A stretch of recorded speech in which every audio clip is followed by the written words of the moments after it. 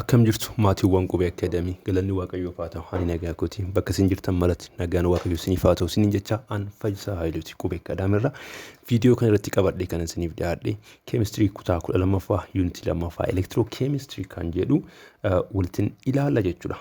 Viidiyoo kana irratti gaa exercise 2.6 dhaatii fi 2.7 waliin ilaalla jechuudha. Akkuma paartii 6ffaa irra yoo darbe irratti waadaa isiniif galee jechuudha. Paartii 6ffaa irratti maal ilaalle ture electro Quantitative Aspects of Electrolysis kan jedhu waliin ilaalle ture jechuudha. Akkasuma paartii 5ffaa irratti immoo Electrolysis of some selected aqueous solutions kan jedhu waliin ilaalle jira.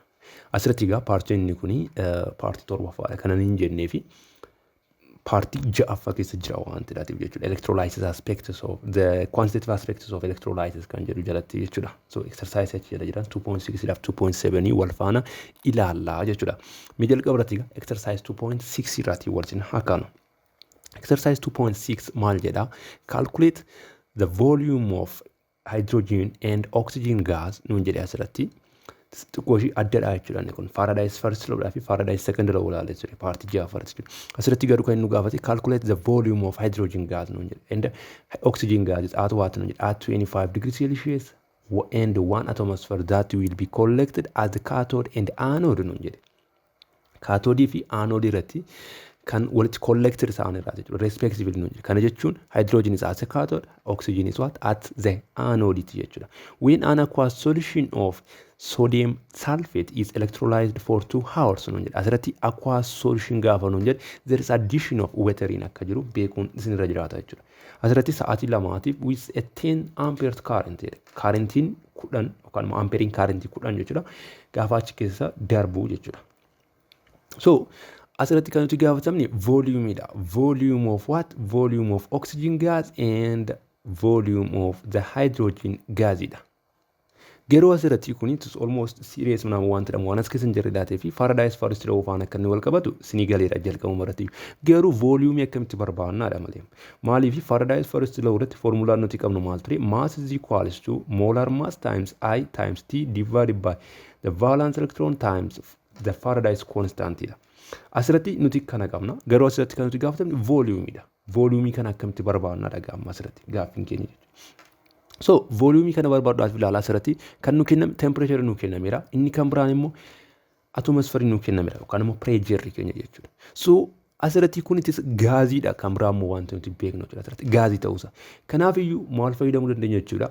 Asirratti maasii qabna, molar maasii qabna. Otoon fakkeenyaatiif kana karaa lachuu molar maasiidhaatiif hiree. Asirraanis molar maas, asirraatiinis immoo molar maasiidhaatiif otoon hiree jechuudha. Asirratti maaltu kenna kun number of mole ta'u kun mass divided by molar mass that is gives us number of mole is equals to I times T divided by N times F kan jedhutu hafaa jechuudha. Kanaaf iyyuu kun number of mole akka kanaatti calculate gochuu dandeenya taanaan maal fayyadamuu dandeenya jechuudha amma milana ideal gas formula fayyadamuu dandeenya jechuudha. Ideal gas keessatti formulaan maal jedha? P times V is equals to N times R times T dha. Asirratti P ni pressure keedha jedha. V ni immoo volume dha. N ni immoo number of mole dha. R ni immoo universal gas constant dha. T ni immoo temperature dha jechuudha asirratti. So temperature nu kennamira asirratti. Number of mole kanarraati fiduu dandeenya. Pressure nu kennamira. V ni immoo ni barbaanna arrin immoo that is universal gas constant dha. Kanaaf iyyuu maal fayyadamuu dandeenya jechuudha. Ideal gas formula fayyadamuu dandeenya jechuudha. Formula kana fayyadamnee volume barbaaduu ni dandeenya jechuudha. Asirratti gaa volume keenyaatiif gaafa solve goon volume is equals to karaa lachumaatiif irraa jechuudha pressureatiif irraa jechuudha. So number of mole times R times T divided by what? Divided by the pressure. Volume keenya bifa salphaatiin akkasitti barbaannaa jechuudha.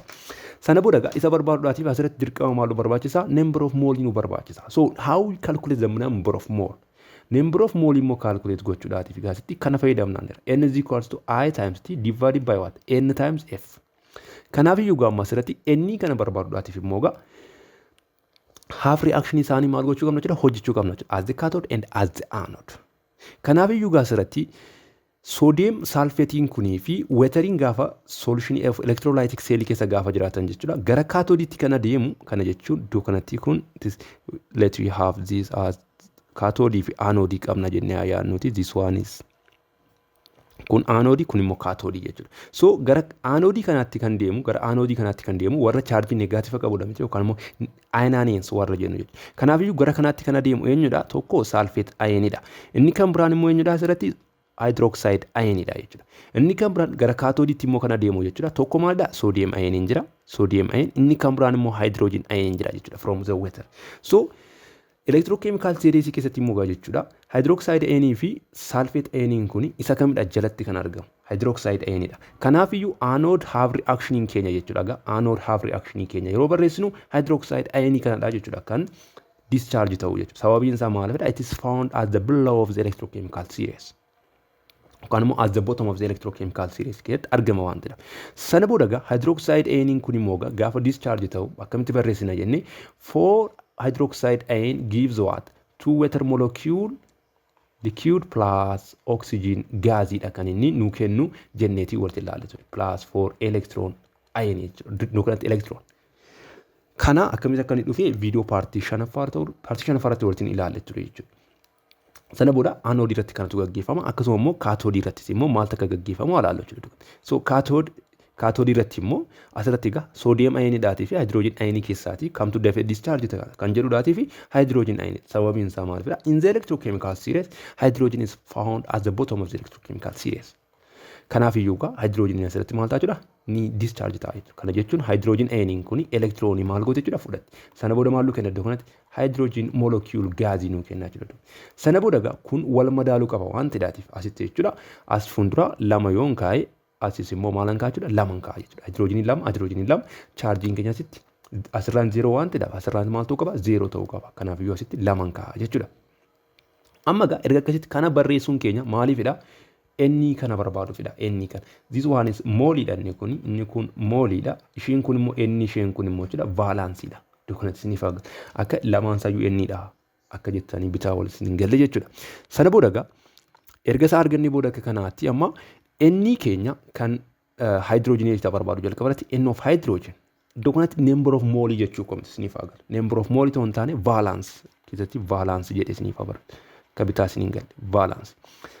Valence keenya gaafa asirratti inni kun maadha n of yookaan immoo valence electron of hydrogen ion hydrogen molecule gaafa jedhu elektiroonii hammam akka inni ofitti fudhatedha miti iddoo kanatti elektiroonii meeqa fudhate lama kanaaf iyyuu n keenya lama ta'a jechuudha asitti. Inni kan biraan n of oxygen iddoo kanatti immoo jechuudha. Inni kun immoo meeqadha kan achi keessatti transfer ta'e immoo jechuudha. Iddoo kanatti kun valence yoon jedhee jechuudha. Iddoo kanatti immoo giteeta afuridha jechuudha. Iddoo kanatti afur qabna waan ta'eef jechuudha. So amma inni keenya barbaanneera jechuudha. Sana booda number of mole isaanii barbaadutu nu hafaa jechuudha miidhan. Number of mole. Kana booda egaa number of mole of oxygen gas haa jedhuti iddoo kanatti kun mooliidha haa jedhuti iddoo kanatti akka inni isa kana faana wal jala in oofneef jechuudha. Sana booda number of mole of oxygen is equals to akkam ta'a jenneerra I times T divided by number of valence electron times what? Faraday's constant. Faraday's constant ni moga F'n qixxeetaa meeqa jenneerra Faraday's first law keessatti 1956 kolombii ta'a jenneeti walitti ilaalle ture. Sana booda egaa ayin keenya asirratti kaarentiin nu kenname iddoo kanatti 10 ampere nuun jedheera. Sanaaf iyyuu 10 times tiin keenya immoo meeqatu nu kenname 2 hours nuun jedhe. Haaworiin kun egaa dirqama gara sekendiitti jijjiiramu waan qabuudhaatiif minititti jijjiiruudhaaf 60maatiin sekendiitti jijjiiruudhaaf immoo 60maatiin baay'isnaa jechuudha. Divided by n times Faraday's constant. N'n keenya egaa kan oksijiinii irratti meeqadha? Afur baay'isu kan Faraday's constant keenya immoo 1956 ta'a jechuudha. Sana booda egaa asirratti kana gaafa calculate gootan jechuudha. Iddoo kanatti kan oksijiinii kana kan nuti argannu 0.187 mooliidha jechuudha. Kan nuti argannu jechuudha iddoo kanatti. Kuni kan eenyuti? Number of mole of the oxygen gaasiidha jechuudha. Inni kan biraan immoo iddoo kanatti number of mole of hydrogen gaasiiti immoo ni barbaanna jechuudha bifa kanaatiin. Sana booda is equals to I times T divided by NF dha kunis. Formulaan keenya wal fakkaataadha. Sana booda I'n keenya is the same 10 ampere times iddoo kanatti T'in keenya immoo 2 times 60 times iddoo kanatti second times hin qabu. So kuni secondary jijjiiruudhaaf jechuudha iddoo kanatti kanan 60 baay'ise divided by N'in keenya immoo lamadha jechuudha kan hydrogenii keessatti times iddoo kanatti egaa F'n keenya immoo 1956 jechuudha 96,500. Sana booda kan immoo gaafa hirru jechuudha walitti baay'istanii gaafa walitti firtanii meeqa argattu is about 0.373 mooliidha jechuudha kan nuti argannu jechuudha iddoo kanatti. Amma maal arganneerra? Number of moolii isaanii arganneerra. Number of moolii isaanii edda argannee booda kan nu hafu maal barbaadudha amma? Volume isaanii barbaadudha.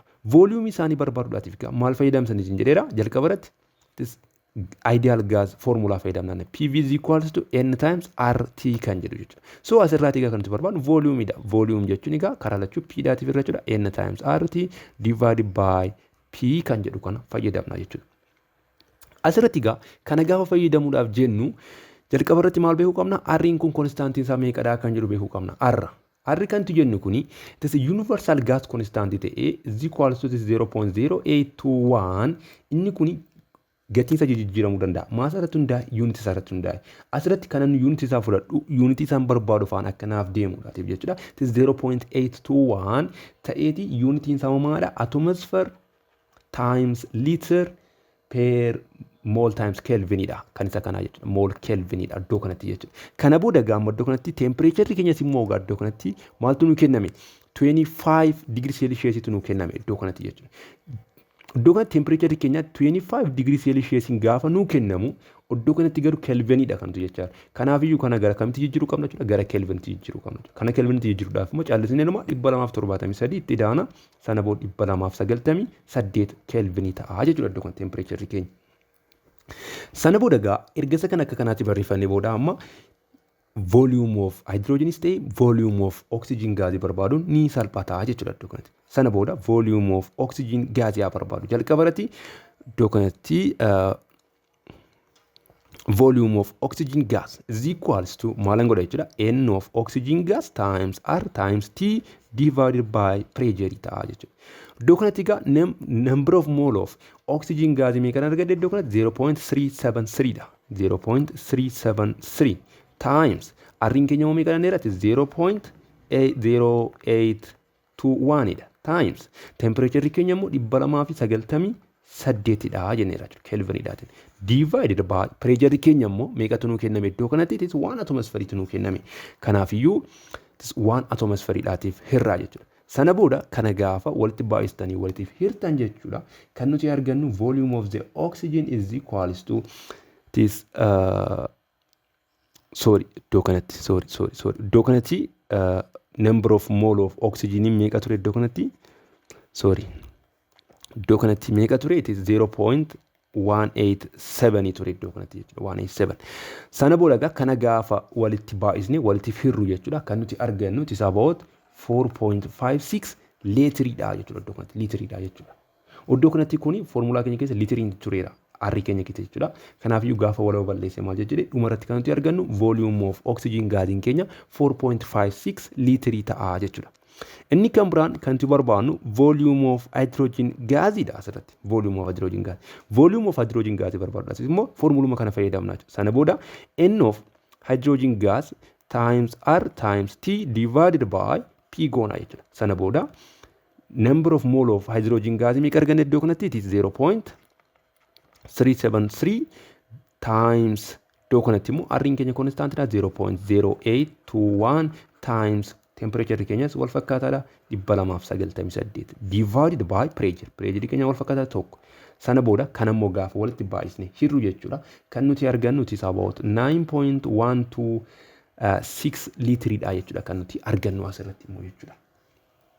So kana gaa asirratti volume of oxygen gaasiidhaatii fi volume of hydrogen gaasii barbaadi kan nuun jedhe bifa kanaatiin barbaaduu ni dandeessu jechuudha. Gaaffiin biraa kan nuti gaafatamne jiru asirratti. Inni kan biraan gaaffii lakkoofsa lammaffaarra kan jiru moo walitti ilaallu? Gaaffii lakkoofsa lammaffaarra kan jiru. Maal jedha? Calculate the mass of the copper and the volume of oxygen.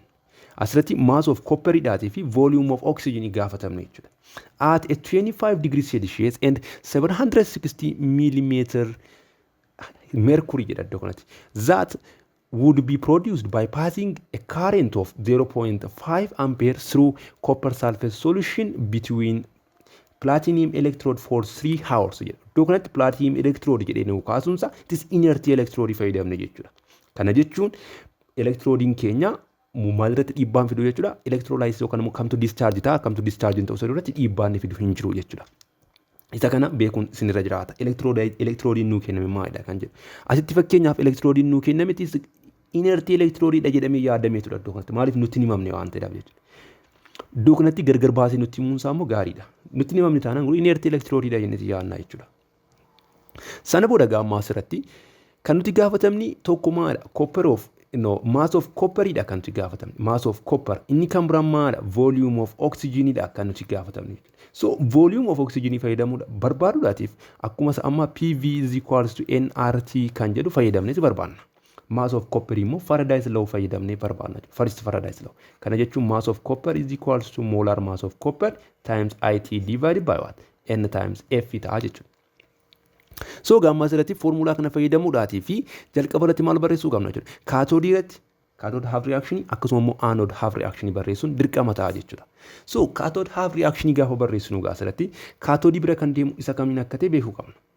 Asirratti copper sulfate dhaatii fi maal qabna? Waterii jiraas keessa jechuudha. So copper sulfate solution waan jedhaaf jechuudha. Iddoo kanatti then copper ion dhaatii fi hydrogen ion gara kamittidha kan isaan move godhan? Gara kaatoodiitti.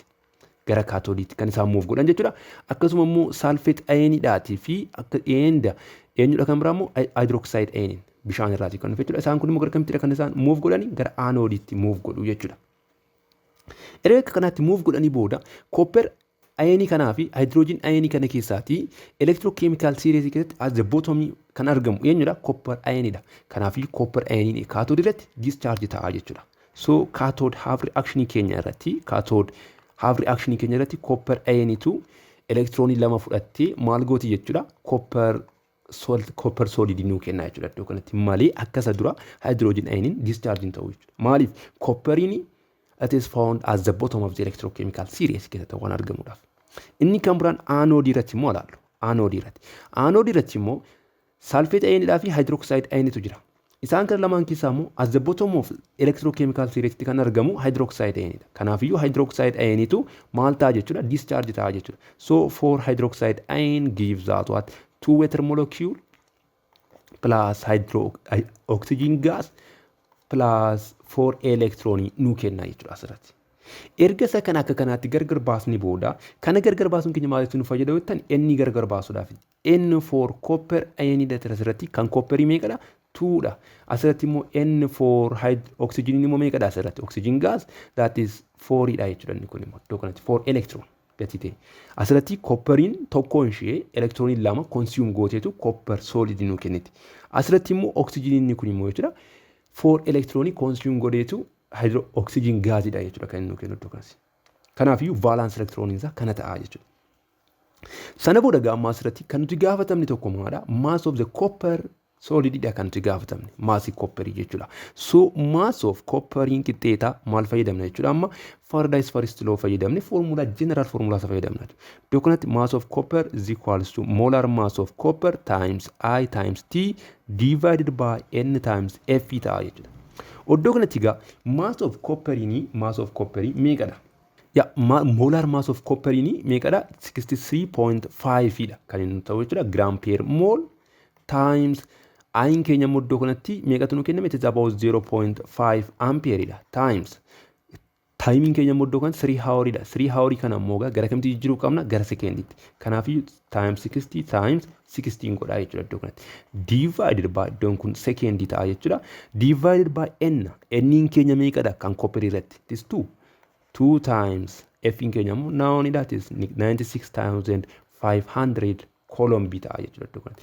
Sana booda kana gaafa walitti baay'isne isa kanaatiif immoo gaafa hirru jechuudha. Kan nuti argannu mass of copperiin keenya is equals to 1.78 gramidha jechuudha kan nuti iddoo kanatti argannu jechuudha. That is the mass of copperidha. Yookaan immoo the required mass of copperii arganne jechuudha. Inni kan biraan kan nuti gaafatamne maadha? The volume of oxygen gaasidha. Volume of oxygen gaasii barbaaduudhaatiif gaamma maal fayyadamna jenneerra? Iddoo kanatti? This ideal gas formula fayyadamna. Ideal gas formula fayyadamuudhaatiif immoo dirqama number of mole nu barbaachisa jechuudha. Number of mole immoo akkuma isa sila jennetti maal goona jechuudha iddoo kanatti? Number of mole of oxygen is equals to maal ta'a jechuudha? This I times T divided by N times F ta'a jechuudha asirratti. So number of mole of oxygen in qixxeetaa maal ta'a jechuudha? Ayin keenya it is now only 0.5 ampere times Taayimiin keenya immoo beekamaadha innis 3 hawriidha times 60 goone sekeendii jijjiirra jechuudha. Divided by maaliif irra jechuudha amma n times Faraday's constant.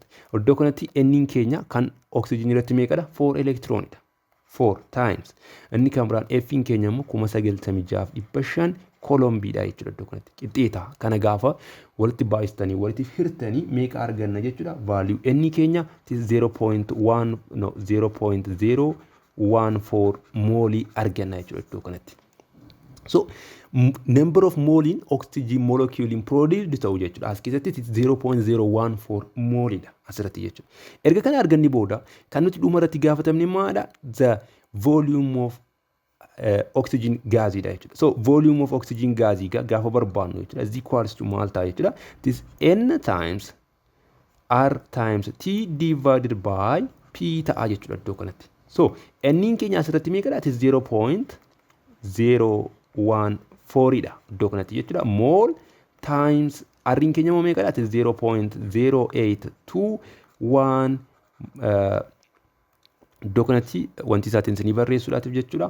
Atmosphere times liter per mole times Kelvin ta'a jechuudha iddoo kanatti. Times iddoo kanatti temperature keenya immoo meeqatu nuu kenname iddoo kanatti? It is 25 degrees Celsius dha. Gara Kelvinitti immoo jijjiiruu qabdu isiniin jedheera. Gara Kelvinitti gaafa jijjiiruu meeqa ta'a? 298 Kelvin ta'a jechuudha. So Kelviniin kun Kelvinii kana balleessa. Asitti inni kan biraan mooliin kun moolii ishii kana balleessa. Divided by the divided by maali goona jechuudha iddoo kanatti kan atmosphere keenya jechuudha. Atmosphere keenya garuu iddoo kana pressure keenya jechuudha. Sorry. Pressure keenya iddoo kanatti egaa maalitti nuu kenname? Millimeetir merkuuriidhaatiin nuu kenname. Millimeetir merkuuriidhaatiin kan kenname kana gara maalitti deebisuu qabna? Gara atmosphereetti deebisuu qabna. Garuu immoo maalidha? Waan atmosferiin qixxeeta 760 millimeetir merkuuriidha. Wajjin wal qixa. Kanaafiyyuu 760 millimeetir merkurii waan nuu kennamedhaatiif waan atmosferii faana wal qixadha. So iddoo kanatti maal goona jechuudha? Waan atmosfer jennee barreessina jechuudha. Sana booda atmosferiin kun atmosferii kana gaafa balleessu kanaaf maal qofaadha? Liitira qofaadha jechuudha iddoo kanatti. So kana gaafa walitti baay'istanii walitti firtan 0.014 times 0.0821 times 298 divided by 1 gaafa gootan jechuudha. Kan nuti dhuma irratti argannu is about 0.343 litri ta'a jechuudha iddoo kanatti. Volume of oxygen produced ta'ee jechuudha. Iddoo kanatti bifa kanaatiin hojjettanii kaa'uun ni danda'ama jechuudha. Inni kan biraan gaaffii lakkoofsa sadaffaarra kan jiru maal? Gaaffii lakkoofsa sadii maal jira? What mass of aluminum is deposited electrolytically in 30 minutes by a current of 40 ampere nuun jedhe asirratti. Aluminum hammamtu deposit ta'a gaafa electrolytically in 30 minutes by a current of 40 ampere nuun jedhe asirratti. Kuni asirratti aluminum kuni kaateenii akka inni ta'e beektu. Hundi keenya iyyuu beeknaa jechuudha. Kana jechuun aluminiyamiin 3+ kan ta'e jechuudha. So 3+ kuni gara kamitti kan inni deemu? Gara kaatoodiitti. Kaatoodii bira dargee immoo maal godha jechuudha? Amma elektiroon ofitti konsiiyuum godha jechuudha. Yookaan immoo absorb godha jechuudha. Gaafa ofitti fudhatu gaa elektiroonii meeqadha kan inni fudhatu? Elektiroonii 3. Sana booda elektiroonii 3 faana wal nyaateeti aluminiyam soolidiidha jechuudha kan inni kennu asitti. So aluminiyam soolidii kana erga kan nuti kenne aluminiyamiin meeqadhaadha maasiin isaatti kan nuti gaafatamne. Salphaadhumatti jechuudha. So kana gaafa deebisnu jechuudha gama mass of aluminum jechuun egaa Faraday's first law gaafa fayyadamnu is equals to molar mass of aluminum times I times T divided by N times F dha jechuudha. Asirratti egaa N kun meeqa ta'a jechuudha? Kan aluminum keessatti 3 ta'a jechuudha iddoo kanatti value N. Maaliif? Electron transfer ta'ee barbaadna waan ta'eef nuti jechuudha. Sana booda the molar mass of aluminum jechuun meeqa jechuudha? It is 27 gram per mole dha. Molar mass of aluminum jechuudha. Times I keenya immoo iddoo kanatti meeqadha? It is 40 dha. Yookaan immoo 40 ampere dha jechuudha. Times kun immoo in minute nuu kenname iddoo kan 30 minute kana gara sekenditti jijjiiruu waan qabnuudhaatiif meeqaatiin baay'isna jechuudha? Sekendi 60maatiin baay'isna. 60 second divided by n keenya meeqadha? 3 dha. Times F keenya meeqadha? 96,500 taati jechuudha. Sana booda kana walitti baay'istanii hirtanii koomentii jalatti na barreessitu jechuudha shiikan. Hirtanii kana walitti baay'istanii hirtanii koomentii jalatti deebisaa barreessitu jechuudha sinimmoo. Inni kan biraan Kuniga Faraday's first law keessa kan jirudha. Exercise 2.6 jala kan jiran jechuudha. Inni kan biraan exercise 2.7 jala kan jiran immoo walitti ilaallu. Exercise 2.7. Asirratti immoo maal jedha? Two cells are connected in series. Seeliin lama connected in series. One contains aluminum chloride and the other contains silver nitrate as electrolytes. Kanaafuu electrolytic seeliin lama connected in series yookaan immoo bifa series ta'eedhaatiin walitti maal ta'aniiru connected ta'aniiru jedha. Sana booda what mass of silver is deposited when 18 gram of aluminum is deposited as the cathode nuun jedhe. Kana jechuun kan nuti haasaa jiru asitti maal jenneera series jenneera. We are talking about the second Faraday's law jechuudha. Kanuma Faraday's second law haasaa jirra jechuudha. So second Faraday's law dha taanaan immoo gaa formulaan wayii jirti jechuudha iddoo sana. Mee jalqaba irratti wanti taasisaniif akkaasu. Iddoo kanatti mee wanti tokko qabna jennee yaalan seelii tokko iddoo kanatti immoo seelii tokko qabna jennee hayaan iddoo kanatti jechuudha. Iddoo kanatti connected in this electrolyte kan nuuf kennu. Kanaafuu solution gatinuun hin jenne yookaan immoo aqua solution gatinuun hin jenne wateriin as keessa hin jiru jechuudha. Sana booda elektirooniin tokko iddoo kana jira jennuuti kuni positive ion isaatti akka kanaatti qabate sana booda karaa kanaatiin dhufee haa jennu. Iddoo kanatti kun akka kanaatti deemee dhufee sana booda akka kanaatti. Electrode weight kun immoo asirraatiin elektiroodiin tokko akkasitti jira. Karaa kana akka kanaatti jechuudha. Sen seriously maal ta'aniiru connected ta'aniiru jechuudha. Let's say this one is anode, this one is cathode, this one is anode, this one is cathode ta'a jechuudha. Maaliif kun positive terminal kun immoo negative terminal waan ta'eedha. Sana booda erga akkas ta'eeti amma iddoo kanatti maaltu nuu kennamee jira? Silver nitrate dhaatii fi aluminum chloride nuu kennamee jira. So silver nitrate ni solution tokko keessa jira. Silver aluminum chloride ni solution tokko keessa jira jechuudha. Let's say iddoo kana silver nitrate jira, iddoo kana immoo aluminum chloride jira jennee fudhanna. Iddoo kanatti silver nitrate, iddoo kanatti immoo aluminum chloride jira jenneeti haayaan iddoo kanatti jechuudha. Sana booda gaa silver nitrate gaafa as keessa jiraatu gara kaatoodii kanatti kan deemu maadha? Silver ionidha. Asittis immoo gara kaatoodiitti kan deemu eenyudha? Aluminum ionidha jechuudha. Aluminum ion. Sana booda gaamma gara kanaatti immoo kan deemu maadha? Nitrate ion jira iddoo kanatti. Nitrate ion karaa kana immoo chlorine ion jira jechuudha. Gara anodii kanaatti immoo kan deemu jechuudha. Sana booda gaamma asirratti kaatoodii irratti wanti kan tattaanaa barbaannu asirratti kaatoodii keenya irratti half reaction isaa gaafa barbaannu jechuudha. Silver ioniin kuni elektiroonii tokko fudhatteeti maalluu kenniti silver solidii nu kenniti asitti. Asittis immoo kaatoodii isaa gaafa fudhannu jechuudha. Kaatoodii isaa gaafa fudhannu asittis immoo aluminum ioniin kun jechuudha elektiroonii sadii fudhateeti maalluu kenna iddoo kanatti aluminum solidii moolii tokko nu kenna jechuudha iddoo kanatti. Sana booda erga kana ta'uusaa barree booda iddoo kanatti jechuudha amma asirratti enniin keenya meeqadha? Wal madaaleera waan ta'eef enniin keenya tokkodha. Asirratti immoo enniin keenya meeqadha? Sadiidha. Iddoo kanatti jechuudha. Isa kana beekna. Faraday's second law keessatti immoo maal jenneeti walitti ilaalle ture. At their respective electrode isaan irratti jechuudha yookaan kaatoodii irratti yookaan immoo kaatoodii irratti yookaan immoo aanodii irratti jechuudha. Fakkeenyaaf kaatoodii kana irratti yoo fudhannee kaatoodii irratti war deposit ta'an jechuudha. Reeshoon isaanii equivalent mass isaaniitiif jechuudha wal qixadhaa jenneera. Kana jechuun mass of iddoo kanatti silver divided by equivalent mass of silverin qixxeeta. Reeshoon isa kanaa jechuudha. Reeshoon maasii asirratti deposit ta'u kan silverii dhaatii fi equivalent mass isaatiif yoo hirre qixxeetaa eenyu faana wal qixaata jedha. Eenyu faana jedha kaatoodii isaa asirratti kan hundaa'e kan deposit ta'e kana jechuudha. Kana jechuun mass of aluminum divided by equivalent mass of aluminum faana wal qixaadha kan jedhu immoo walitti ilaalle ture. Faraday's second law keessatti jechuudha. Viidiyoo keenya paartii ja'affaarratti jechuudha. Sana booda gaammaa asirratti equivalent mass of silverin meeqa akka ta'e beekuu qabna. Equivalent mass of aluminiyamiinis immoo meeqa akka ta'e beekuu qabna asirratti jechuudha.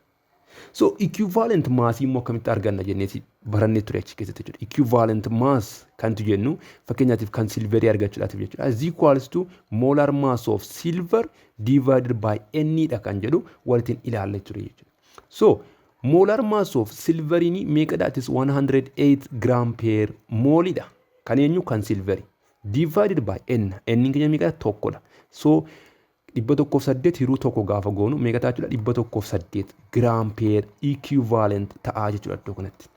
Equivalent mass of eenyu kan silverii jechuudha. Akkasuma immoo kan Aluminum immoo gaafa fudhannu jechuudha. Equivalent mass of aluminum is equals to molar mass of aluminum divided by equivalent mass of molar mass of aluminum divided by maali goona jechuudha. The valence electron of aluminum goona jechuudha iddoo kanatti. Sana booda egaa molar mass of aluminum meeqadha? It is 27 gram per mole dha. Gabatee predictably irratti argachuu dandeessu kan. Inni kan biraan N keenya meeqadha? 3. Sana booda kana gaafa jirru it is 9 gram per equivalent ta'a jechuudha inni kun immoo. 9 gram per equivalent. Erga kana arganne booda formula kana iddoo kanatti qabna. Mass of silver divided by equivalent mass of silver is equals to mass of aluminum divided by equivalent mass of aluminum. Iddoo kanatti garuu maal qabna? Iddoo kanatti garuu maal qabna? Iddoo kanatti maal jedha? What mass of silver nu jedhamti asirratti kan tu gaafatamne mass of silver dha. Deposited when 18 gram of iddoo kanatti kana gaafatamne mass of aluminum immoo nu kennameera jechuudha iddoo kanatti. When 18 gram of aluminum is deposited at the cathode nu jedhe cathode irratti gaafa kuufamu nu. Kanaafuu 18 gram nu kennameera jechuudha mass of aluminum. Sana booda gaamma iddoo kanatti finne apply yaa goonu iddoo kanatti jechuudha. Gaafa apply goonu mass of silver divided by equivalent mass of silver is equals to mass of aluminum divided by equivalent mass of aluminum ta'a jechuudha. So asirratti kan nuti barbaannu mass of silver dha kan nuti barbaannu jechuudha. Iddoo kanatti kan nuti gaafatamne akkasi. Sababiin isaa what mass of silver nuun jedheedhaaf waan jedheedhaaf. Sana booda egaa mass of silver is equals to kana gaafa qaxxaamura baay'isnu kun achi baay'ata kun kanatti baay'ata. Sana booda kanuma kophaa kanatti baay'isuu hin dandeenya miti. Kana jechuun mass of aluminum divided by equivalent mass of aluminum times equivalent mass of what? Silver jechuun ni dandeenya. Salphaadhumatti egaa sana booda mass of silver jechuun egaa is equals to mass of aluminum that is 18 gram times equivalent mass of silver meeqa arganne iddoo kanatti 108 gram per mole gram per equivalent sorry iddoo kanatti kan arganne jechuudha gram per equivalent divided by mass of aluminum equivalent mass of aluminum immoo asitti meeqa finne 9 gram per equivalent finne jechuudha 9 gram per equivalent iddoo kanatti egaa equivalentiin keenya gram per equivalent erga balleessee booda iddoo kanatti 18 divided by 9 gaafa godhu qixxeeta 2 dha times 108 gram ta'a jechuudha iddoo kanatti. Sana booda kana gaafa walitti baay'isnu 216 gram dha jechuudha iddoo kanatti. Kanaaf iyyuu egaa mass of silveriin deposited kan ta'u jechuudha. Kaatoodii keenya irratti meeqadha jechuudha 216 ta'a jechuudha. Then 260 gram of silver is deposited at the cathode jettanii deebisuu ni dandeessu jechuudha. Kana bifa kanaatiin hojjechuu ni dandeessu. Inni kan biraan gaaffii lakkoofsa lammaffaa irra kan jiru immoo walitiin alaallu iddoo kanatti. As 0.2 moles of electrons are passed through 3 electrolytic cells in series jedhe asirratti. That contains silver ions, zinc ions, iron ions nuun jedhe asirratti. Ironiin keenya garuu abbaa sadiitiin nuun jedhe. How many grams of each metal will be deposited at the cathode nuun jedhe asirratti. Cathode irratti giraama meeqatu deposited ta'ee kan jedhu kan itti gaafatamu. Asirratti sadan isaanii connected ta'an jechuun leessee iddoo kanatti electrolytic tokko qabnaa jennu asittis tokko asittis immoo tokko qabna jennee ayyaanna. Sana booda iddoo kanatti electrode yoo qabaanne zan bifa kanaatiin connected ta'a jechuudha. Iddoo kanatti bifa kanaatiin jechuudha. Kun akka kanaatti dhufeeti bifa kanaatiin jechuudha. Inni kan biraan immoo iddoo kanatti kun asitti dhufee kanatti gadi seenaa asirraatiin immoo ni ba'a jechuudha. Asirraatiin immoo dhufee kanatti gadi seenaa jechuudha. Zan karaan kun aanoodii yoo ta'e kunis aanoodii ta'a kunis aanoodii ta'a kun kaatoodii yoo ta'e kunis kaatoodii kunis immoo kaatoodii ta'a jechuudha. Sana booda erga akkas jennee booda mee as keessatti silver iron nuun jedhe as keessa silver iron jira jechuudha. Gara kaatoodii keenyaatti adeema. As keessatti immoo zinc iron nuun jedhe zinc iron immoo positive lama akka taate beekna gara kaatoodii keenyaatti deema. Asitti immoo iron abbaa sadii nuun jedhe kanaaf iyyuu 3 iron immoo gara kaatoodii keenya isa kanaatti adeema jechuudha. Sana booda gaa asirratti 0.2 mole of electron as keessa pass ta'a yoo ta'e jechuudha. As keessa 0.2 mole of electron tu deema yoo ta'e jechuudha. Yaa yoo ta'e as keessa then giraama meeqatu asirratti silvarii giraama meeqatu deposit ta'a, asirratti immoo zinkii giraama meeqatu deposit ta'a, akkasuma immoo ayireenii asirratti immoo giraama meeqatu deposit ta'a kan jedhudha jechuudha kan nuti gaafatan. Isa kana egaa beekuudhaatii fi kaatood reaction isaanii barreessuu qabna asirratti jechuudha. Kan kanaas kaatoodii isaanii barreessina, asittis kaatoodii isaanii barreessina, asittis immoo kaatoodii isaa ni barreessina jechuudha. So asirratti egaa kaatood have reaction isaa silveriin keenya elektiroonii lama ofitti elektiroonii tokko ofitti fudhatteeti maallu kenniti silver solidii nu kennite iddoo kanatti. Asitti immoo laala zinkiin keenya jechuudha. Zinkiin keenya iddoo kanatti 2 zink ioniin keenya elektiroonii lama ofitti fudhateetu maallu kenna zink solidiidha kan nu kennu. Asitti immoo laala ayireenii jira. Ayireenii keenya abbaan sadii kun jechuudha elektiroonii sadii ofitti fudhateetu maallu kenna ayireen solidii nu kenna jechuudha iddoo kanatti. Amma gaamma asirratti ilaala. Isa Faraday's first law irratti hojjenne faana xiqqoo ishee walitti fiduudhaatiif ilaala. Asirratti ilaala elektiroonii mooliin tokko jechuudha. Elektiroonii mooliin tokko silverii moolii meeqadha kan isheen nu kenniti? Moolii sadii, moolii tokkodha kan isheen nu kenniti. 1 mole of electron is equals to 1 mole of maalii nu kennite? Silverii nu kennite iddoo kanatti jechuudha. Kana jechuun iddoo kanatti 1 mole of silverii no 1 mole of electronin keenya 1 mole of electronin keenya jechuudha is equals to karaa biraatiin mass of massiin 1 mole of silverii nu kenna jechuun karaa biraatiin meeqadha jechuudha kan silverii keenya molar massiinsa kan silverii it is about 108 giraamiidha kan nu kennu jechuudha. Sababiin isaa maalidha? 1 mole of silver jechuun egaa kan akkamittiin akkasitti 108 giraamii fudhatta jechuu dandeessu. Kana jechuun molar massiinsa kanaa meeqadha? Molar mass of silveriin jechuudha. Kan silverii is equals to 108 gram per mole jechuudha. Kanaaf iyyuu kuni moolii tokko jechuun maasii isaa arganna miti 1 mooliidhaatiin gaafa baay'isu jechuudha kan. Sana booda mass is equals to molar mass of silver times mooliidha miti. Iddoo kanatti molar massiinsa 108 gram per mole erga ta'eeti. Mooliin keenya immoo tokko gaafa ta'u is equals to 108 giraamii ta'a jechuudha. So 1 mole of silveriin keenya meeqa ta'a jechuudha? It is 108 giraamiidha jechuudha. Kanaaf iyyuu 1 mole of electroniin qixxeetaa 108 giraamii nu kennite jechuudha. Sana booda 0.2 mole of electroniin immoo meeqa nu kenna kan jedhu barbaanna jechuudha iddoo kanatti. Sababiin isaa maal fedha? 0.2 mole of electroniin gaafas keessa paas ta'u silverii meeqatu uumamaa kan jedhe waan ta'eedhaaf jechuudha iddoo kanatti. Sana booda iddoo kanatti kan x jechuudha mass of silver otoon jedhe jechuudha. Sana booda kana qaxxaamura yeroo baay'istan jechuudha. Then maal arganna jechuudha? Mass of silver is equals to 0.2 mole of electron times 180 gram divided by meeqa jechuudha? It is 1 mole of electron ta'a jechuudha iddoo kanatti. 1 mole of sana booda 1 mooliin dhatiin gaafa badu kana gaafa walitti baay'istan jechuudha. Meeqa argattu? It is about 0.2 times 108 gaafa gootanii it is about 21.6 giraamidha jechuudha kan nuti argannu. So mass of aluminiumiin asirratti mass of silveriin asirratti deposit ta'u jechuudha. Kaatoodii kana irratti it is about 21.6 giraamidha jechuudha. Inni kan biraan kan zinkii kanatti immoo iddoo kanatti ilaalaa gama. Iddoo kanatti 2 mole of electroniin iddoo kanatti jechuudha 2 mole of electroniin qixxeetaa maal nu kenne? 1 mole of zinc nu kenne. 1 mole of zinc jechuun immoo giraama meeqa jechuudha karaa biraatiin? 1 mole of zinc jechuun it is about 65.38 giraamidha kan inni ta'u jechuudha. Kanaaf iyyuu 0.2 mole of electroniin immoo meeqa ta'a jettaniiti barbaaddu jechuudha iddoo kanatti. Mass of zinc kan jedhu kana jechuudha. Iddoo kanatti kana barbaaddanii mass of zinc jettaniiti na barreessitu jechuudha koomentii jalatti. Inni kan biraan kan ayireenis immoo gaafa fudhannu iddoo kanatti jechuudha. Iddoo kanatti maal jenne? 3 mole of electroniin iddoo kanatti maalidha kan nu kenni? 1 mole of ayireenidha kan nu kenni jechuudha.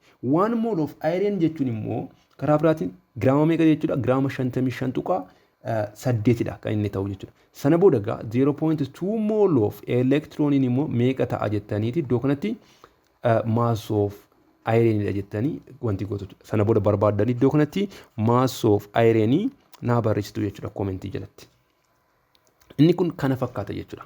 Viidiyoo keenya paartii itti irratti immoo industrial applications of electrolysis kan jedhu keessaati extraction of metals, electroplating of metals, electrorefining of metals, electrosynthesis of non-metals and compounds kan jedhu wal faana ilaalla jechuudha.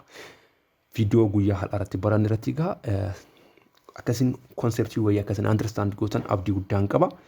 Viidiyoo keenya paartii itti irratti immoo maal ilaalla jechuudha. Some application industrial applications of electrolysis kan jedhu walitti ilaalla jechuudha. An kan isin barsaa ture Fayyisaa Haayiluun ture. Haga viidiyoo itti irratti wal arginuti nagaan naaf turaan isiniin jedha. Akkasuma immoo akka yaadaatti kanan isinii kaasuu barbaadu jechuudha. Viidiyoon keenya warra isinitti tolee irraatii barachaa jirtan viidiyoo keenya like gochuun hin dadhabina. Nuti iyyuu dhamaan isin barsaa irratti tola. Isin immoo irraatii fayyadamaa jirtu waan ta'eef like gochuun isinitti hin ulfaatin. Inni kan biraan subscribe godha. Subscribe gochuun faayidaadhuma isiniif qaba malee agas mara wanti miti. Faayidaa isiniif qaba. Naafis faayidaa qabaachuu danda'a, isiniifis faayidaa qaba jechuudha. Isiniif akkamitti faayidaa isinii qabaata? Gaafa nuti asitti viidiyoo upload goonu jechuudha. Akka salphaateetti argattu jechuudha. Gaafa nuti asitti upload gootu siin bira simmoo nuufaa jechuudha. Mallattoo beelii yoo tuqxan immoo yeroo nuti asitti gadhiifnu notification isinii gala jechuudha achitti. Inni kan biraan hiriyoota keessaniitiif share godha. Akkuma isin fayyadamtan hiriyoonni keessan isaa fayyadamaniiti jechuudha. Inni kun kana fakkaata jechuudha. Akka yaadatti kanan kaase yoon dogoggoree irratti dhiifama. Yaadaa fi qeeqa qabdan immoo karaa commentii irratti yookaan immoo karaa fuula Telegram channel keenya Qubeeacademy nu barreessuu dandeessu. Akkasuma immoo lakkoofsa bilbilaa keenya illee about yookaan immoo waa'ee description yookaan immoo ibsa channel keenya irra jira waan ta'eef YouTube channel keenya irratti jechuudha. Achirratti argattanii nu barreessuu nu bilbiluu dandeessu. Akkasuma immoo karaa email keenya illee nu barreessuun ni danda'ama jechuudha. Kun kana fakkaata viidiyoo irratti wal argina nagaatti.